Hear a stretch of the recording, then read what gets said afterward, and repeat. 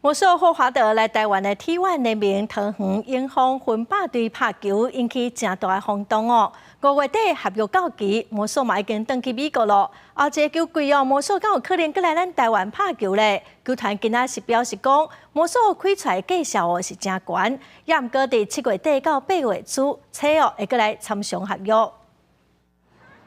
5月30登去美国进前，魔术 Howard 伫机场流目屎。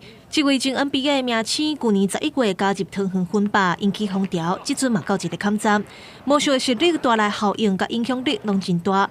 分霸执行长张建伟表示，5月底合约到期进前，都已经讨论过继续签约的问题。提的预期是比我想象中的高，那我当然也是抱持着球团上面可以评估的数字去提供。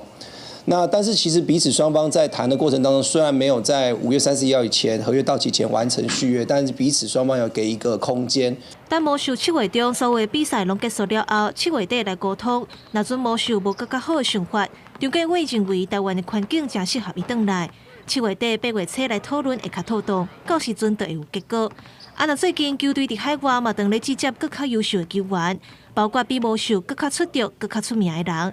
若本土的球员嘛，当咧换新。不过张建伟嘛表示，目前T1联名会有新的金控集团加入，而且可能嘛影响到选人的损失。不管是不是新进的球队，对我而言，我都还是会去努力，先去争取我们心目中的那个状元。那也会跟联盟沟通，其实战力平均这一件事情。分霸这季的成绩是吊车尾，有头一个选人的权利。若新来的球队敢会当成选呢？T1联名明仔载会开商务理事会决定。张建伟强调讲，若准分霸会当签到心目中的人选，嘛有可能甲权利让出来。若准商务理事会决定要互新的球队头一个选人的权利，伊嘛会接受。